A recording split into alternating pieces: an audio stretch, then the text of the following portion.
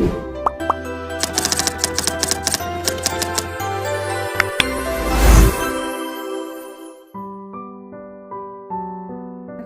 moral. Moral berasal dari bahasa Latin yaitu mos atau moris.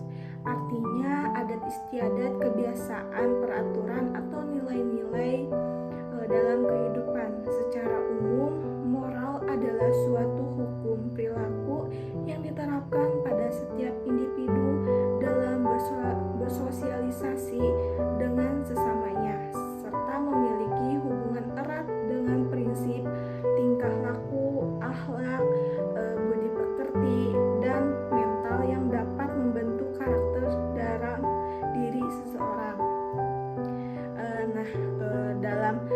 Menurut para ahli, pengertian moral dalam Kamus Psikologi 2006 dituliskan bahwa moral mengacu pada akhlak yang sesuai dengan peraturan sosial atau menyangkut hukum dan adat kebiasaan yang mengatur tingkah laku.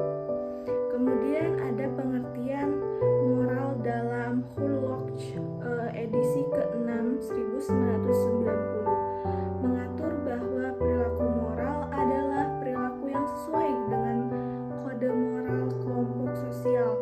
Moral sendiri berarti tata cara, kebiasaan, atau adat. Perilaku moral dikendalikan konsep-konsep moral atau peraturan perilaku yang telah menjadi kebiasaan bagi anggota suatu budaya. Kemudian ada pengertian menurut para ahli yaitu Russell Swinburne. Arti moral adalah suatu pernyataan dari pemikiran yang berhubungan dengan keantusiasan seseorang dalam bekerja di mana hal itu dapat merangsang perilaku seseorang tersebut. Kemudian ada menurut para ahli Maria Zewantah. Pengertian moral adalah suatu yang berhubungan dengan kemampuan dalam menentukan benar atau salah serta baik dan buruknya suatu perilaku pada seseorang. Kemudian yang terakhir ada menurut Imam Sukardi. Moral yaitu karakter yang dicirikan sebagian sesuatu yang baik dalam masyarakat melalui nilai-nilai yang diterapkan bersama. Terdapat beberapa faktor yang mempengaruhi perkembangan moral.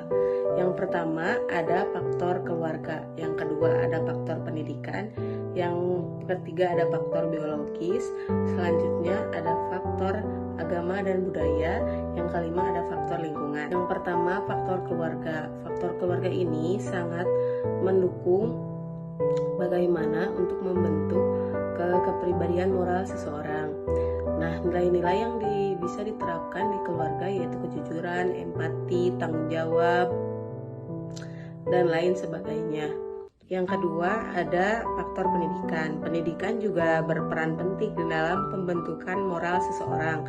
Nah, dalam lingkungan pendidikan itu bisa menerapkan moral keadilan, persamaan, menerapkan hak asasi manusia, dan lain sebagainya. Tiga ada faktor biologis.